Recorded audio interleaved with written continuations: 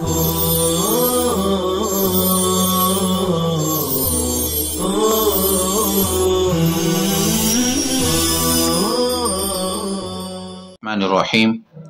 الحمدللہ رب العالمین والصلاة والسلام علی سید الانبیاء والمرسلین محمد وعلی آلہ واصحابہ اجمعین، اما بعد۔ عزیز طلبہ کرام، کتاب الحوالہ کے متعلق ہم پڑھ رہے ہیں۔ آج کا ہمارا سبق ہے وَإِذَا طَالَبَ الْمُحْتَالُ عَلَيْهِ الْمُحِيلَ بِمِثْلِ مَالِ الْحَوَالَةِ۔ دیکھیے، وَإِذَا طَالَبَ الْمُحْتَالُ عَلَيْهِ الْمُحِيلَ بِمِثْلِ مَالِ الْحَوَالَةِ فَقَالَ الْمُحِيلُ أَحَلْتُ بِدَيْنٍ لِي عَلَيْكَ لَمْ يُقْبَلْ قَوْلُهُ وَكَانَ عَلَيْهِ مِثْلُ الدَّيْنِ۔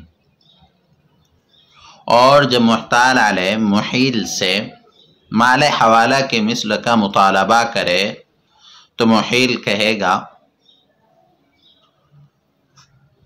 محیل کہے فقال المحیل، تو محیل کہے احلت بدین لی علیک،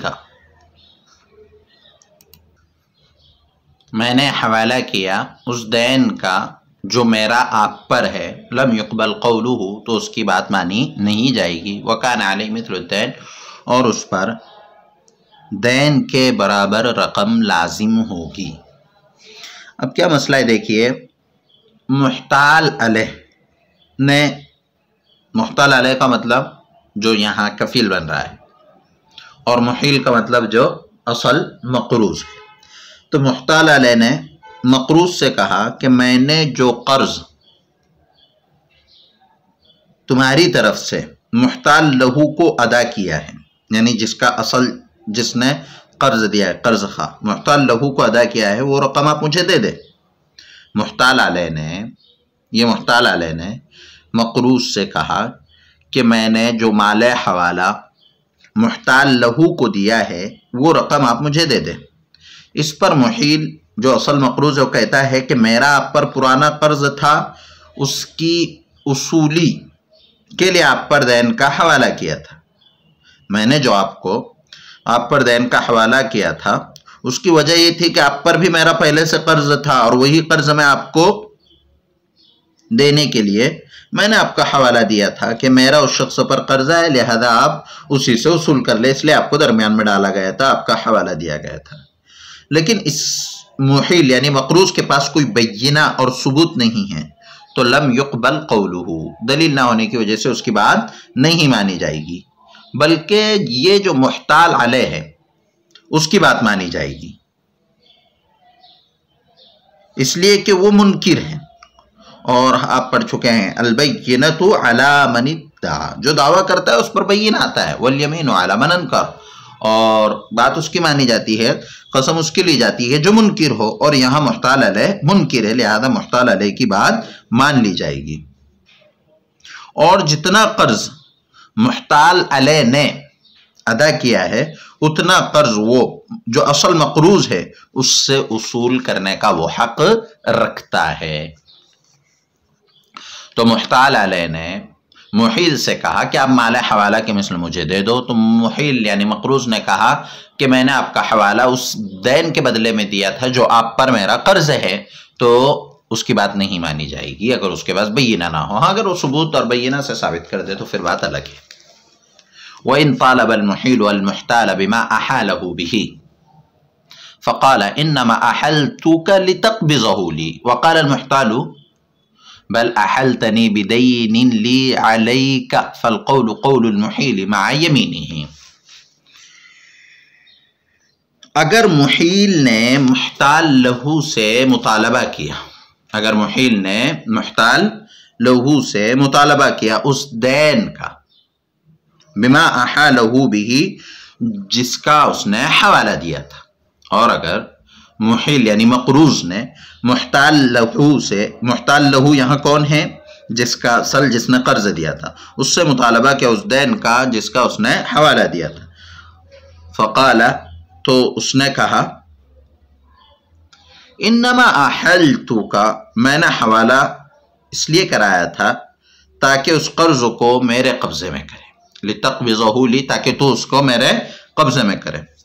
وقال المحتال، اور محتال لہو کہے کہ بل احلتنی، بلکہ آپ نے حوالہ کرایا تھا اس دین کی وجہ سے، احلتنی بدین، آپ نے حوالہ کرایا تھا اس دین کی وجہ سے جو میرا آپ پر ہے۔ تو بات یہاں فالقول قول المحل، محل کی مانی جائے گی قسم کے ساتھ۔ اب دیکھیے یہاں کیا مسئلہ ہے، ایک شخص ہے محل، دوسرا ہے محتال لہو، اور تیسرا ہے محتال علیہ۔ اب یہاں محل یعنی مقروض نے محتال لہو سے کہا کہ جو قرض آپ نے محتال علیہ سے اصول کیا ہے وہ مجھے دے دو، جو قرض آپ نے محتال علیہ سے یعنی میرے کفیل سے اصول کیا ہے وہ قرض آپ مجھے دے دو۔ تو محتال لہو اس سے کہے گا کہ میں یہ قرض کیوں دوں؟ تو وہ محیل کہے کہ آپ کے ذریعے میں نے جو حوالہ کرایا ہے، یعنی جو کفیل کو حوالہ دیا ہے اور آپ کو اس کفالے کا اصول کرنے کا مکلف کیا ہے، وہ دراصل آپ کا میرے اوپر کوئی قرض نہیں تھا، لیکن مجھے محتال علیہ سے رقم اصول کرنا تھا جو میرا محتال علیہ پر قرض تھا۔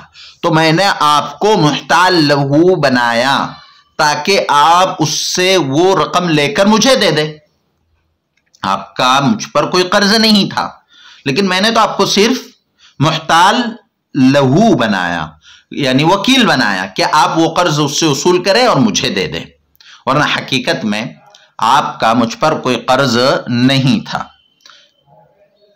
تو اب یہاں محیل یعنی مقروض کی بات مان لی جائے گی قسم کے ساتھ، اس لیے کہ یہاں اگر محتال لہو کے پاس بینہ ہو تو محتال لہو کا بینے پر فیصلہ ہو جائے گا، دلیل اس کے پاس ہے، لیکن اگر دلیل نہ ہو تو محیل کی بات قسم کے ساتھ مان لی جائے گی۔ دوبارہ یہ مسئلہ سمجھ لیجئے، ایک شخص نے کسی کا حوالہ دلایا کہ یہ شخص کا مجھ پر قرض ہے، لہذا آپ اس کا قرض ادا کر دیں۔ تو محتال علیہ نے وہ قرض ادا کر دیا۔ اب محیل محتال لہو سے کہتا ہے کہ آپ کا تو میرے اوپر کوئی قرض نہیں تھا، میں نے تو صرف آپ کو اصول کرنے کا ایک طرح کا وکیل بنایا تھا کہ آپ وہ قرض اصول کریں گے اور مجھے دے دیں گے، اس لیے کہ محتال علیہ پر میرا قرض ہے، تو میں وہ اپنا قرض اصول کرنے کے لیے آپ کو درمیان میں وکیل بنایا تھا، ورنہ حقیقت میں آپ کا کوئی قرض مجھ پر نہیں ہے۔ تو اب یہاں محیل کی بات مان لی جائے گی قسم کے ساتھ۔ ہاں اس میں محتال لہو کا کوئی نقصان نہیں ہے، ہاں محتال لہو کے پاس اگر بینہ ہو تو کہ آپ کا مجھ پر قرض ہے اور محتال علیہ سے محتال لہو کے لیے جو قرض اصول کرنے کا اور حوالہ دینے کی بات کہی گئی ہے، ان سب باتوں پر اگر اس کے پاس بینہ ہے تو پھر اس کی بات مانی جائے گی، ورنہ محیل یعنی مقروض کی بات قسم کے ساتھ مان لی جائے گی۔ وَيَكْرَهُ السَّفَاتِجُ وَهُوَ قَرْضٌ اسْتَفَادَ بِهِ الْمُقْرِضُ أَمْنَ خَطْرِ الطَّرِيقِ، اور سفاتج مکروہ ہے،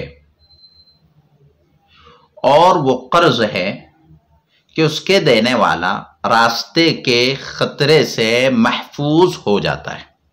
وہ قرض قرض ہے استفاد به المقرض، مقرض یعنی قرض دینے والا نفع حاصل کرتا ہے، استفادہ کرتا ہے راستے کے خطرے سے امن کا، لیکن ہم لفظی ترجمہ نہ کرتے ہوئے اس کا اصطلاحی اور مفہومی ترجمہ کریں گے کہ سفاتج مکروہ ہے اور وہ قرض ہے کہ اس کے دینے والا راستے کے خطرے سے پرامن ہو جاتا ہے، محفوظ ہو جاتا ہے، بچ جاتا ہے۔ اب یہ سفاتج کیا ہے؟ سفاتج یہ ایک شکل ہے جس کو آج کل کے زمانے میں ہنڈی بھی کہا جاتا ہے۔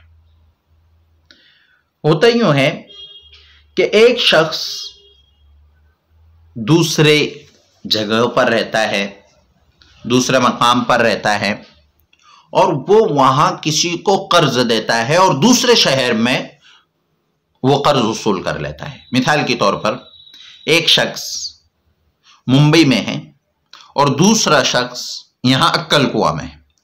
اب ممبئی سے کسی کو 1 لاکھ روپے کی رقم لانا ہو تو اس کو ڈر لگا رہتا ہے کہ راستے میں کوئی چوری کر لے گا، میرے پاس یہ رقم محفوظ رہے گی یا نہیں رہے گی، تو وہ ممبئی میں ایک مقام پر جا کر وہ رقم جمع کرا دے گا اور وہاں سے ایک کاغذ لے گا لکھا ہوا، جس پر لکھا ہوگا کہ اس نے 1,00,000 روپیے مجھے یہاں پر قرض دیا ہے. تو دوسرا شخص یا وہی عقل کو آ کر وہ کاغذ دکھائے گا اور کاغذ دکھا کر 1,00,000 روپیے وصول کر لے گا. اس کو کہتے ہیں صفاقی. تو کہہ رہے ہیں کہ یہ مکروہ ہے. کیوں مکروہ ہے؟ اس لیے کہ قرض پر کسی بھی طرح کا نفع حاصل کرنا درست نہیں ہے. قرض پر کسی بھی طرح کا نفع حاصل کرنا درست نہیں ہے، اور گویا یہ راستے کے خطرے سے بچنے کا نفع حاصل کر رہا ہے. لیکن اب اس کی جو صورت ہے، لیکن اگر ایسی شکل اور صورت ہے کہ کوئی شخص ممبئی میں وہ رقم دیتا ہے اور عقل کو میں آ کر بغیر کسی شرط کے وصول کر لیتا ہے، یعنی وہاں ممبئی میں دیا اور یہاں آ کر اس کو وصول کر لیا، تو ایسی صورت میں پھر یہ مکروہ نہیں ہوگا. اکتفی هذا الکلام. السلام علیکم ورحمۃ اللہ وبرکاتہ.